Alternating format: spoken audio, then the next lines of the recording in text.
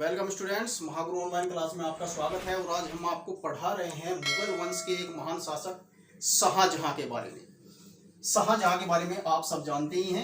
शाहजहां नाम आपने सुना है। ये कौन थे, इनका काल कैसा रहा, हम इसके बारे में आपको बताएं। जरा नोट कीजिएगा और ध्यान से सुनिएगा। ये बात है 1612 की, जब इनकी शादी हुई थी शाहजहां की। इनकी शादी किसके साथ हुई? आसफ खां की पुत्री आसफ खां इनकी पुत्री थी, जिसका नाम था अर्जुमंद बानो बेगम। अर्जुमंद बानो बेगम, इनके साथ शाहजहां की शादी हुई थी। इसके बाद शाहजहां ने अर्जुमंद बानो बेगम का दूसरा नाम रखा। वो नाम क्या था? वो नाम था मल्लिका ए जमानी। कुछ समय के बाद इन्होंने इनका एक और नाम रखा। वो नाम क्या था? वो नाम था मुमताज महल। जी हाँ, जिसे आप जानते हैं मुमताज महल, वो इनका नाम था। अर्जुमंद बानो बेगम का, जो शाहजहां की पत्नी थी। इसके बाद इनके जो पुत्र थे और पुत्रियां, उनके क्या नाम थे? शाहजहां के जो पुत्र थे उनका नाम था एक दारा, सोजा, मुराद और औरंगजेब। इनकी पुत्रियों के क्या नाम थे? वे थे जहां आरा, रोशन आरा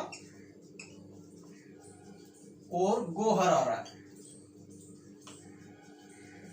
ये इनकी पुत्रियों के नाम थे।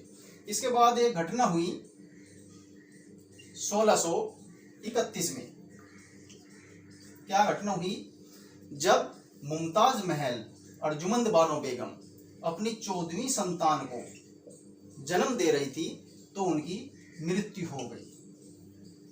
मुमताज महल की मृत्यु हो गई 1631 में। अब जो शाहजहां थे गद्दी पर कब बैठे थे? उसी सही उसकी मरने से पहले 1628 में ये गद्दी पर बैठे थे, गद्दी पर। लेकिन ये शाहजहां के नाम से गद्दी पर नहीं बैठे थे, ये किसी दूसरे नाम से गद्दी पर बैठे थे। वो नाम क्या था? वो नाम था अब्दुल मुजफ्फर शहाबुद्दीन मोहम्मद साहिब किरण ए सानी। इस नाम से शाहजहां गद्दी पर बैठे थे। प्रश्न भी कई बार कंपटीशन में पूछा जा चुका है कि शाहजहां किस नाम से गद्दी पर बैठे थे, या अब्दुल मुजफ्फर शहाबुद्दीन मोहम्मद साहिब किरण ए सानी, इस नाम से कौन से शासक गद्दी पर बैठे थे? तो वे थे शाहजहां। अब हम आपको बताएंगे कि इनका कार्यकाल कैसा रहा, इनके काल में क्या क्या बातें हुई, उनको भी आप जरा ध्यान से सुनिएगा। नंबर 1, तख्ते हाउस। तख्ते हाउस, शाहजहां ने बहुमूल्य रत्नों से जड़ा हुआ एक तख्ते हाउस बनवाया, जिसका नाम मयूर सिंहासन भी था। मयूर सिंहासन, इसमें बहुमूल्य रत्न जड़े हुए थे। और जो विश्व प्रसिद्ध कोहिनूर हीरा है, वो भी इस सिंहासन में लगा हुआ था। और इस सिंहासन को किस कारीगर ने बनाया था, तख्ते हाउस को? वो था बेबादल खां। बेबादल खां कारीगर ने तख्ते हाउस अर्थात मयूर सिंहासन बनवाया था। नंबर 2, आगरा में। आगरा में इन्होंने मोती मस्जिद बनवाई। शाहजहां ने आगरा में मोती मस्जिद का निर्माण कराया। और नंबर 3, ताजमहल, जिसे आप सब लोग जानते हैं। ताजमहल, ताजमहल का निर्माण भी आगरा में ही कराया गया था। और वो कराया गया था इनकी पत्नी मुमताज महल की याद में। उस ताजमहल के अंदर उनकी कब्र भी है, ताजमहल के अंदर। अब ताजमहल का जो नक्शा था, वो किसने बनाया था? ताजमहल का जो नक्शा तैयार किया था, वो उस्ताद अहमद लाहौरी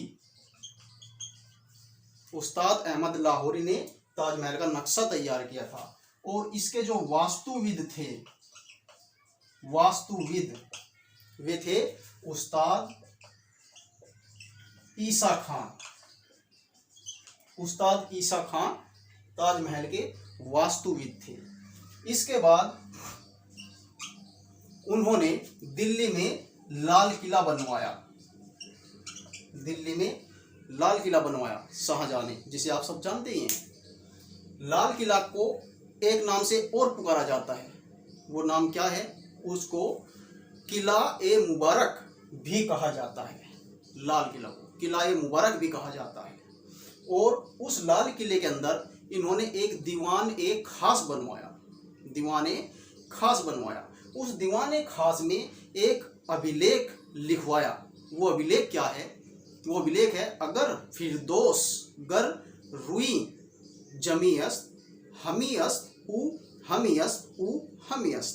इसका अर्थ है, अगर धरती पर कहीं भी परम सुख का स्वर्ग है तो यही है, बस यही है, दूसरा कहीं नहीं है। उसका अर्थ ये है जो अभिलेख उस पर लिखा गया है। अभिलेख से संबंधित भी और नक्शा, वास्तुविद किसने बनाए, कई बार ये कंपटीशन में पूछे जा चुके हैं।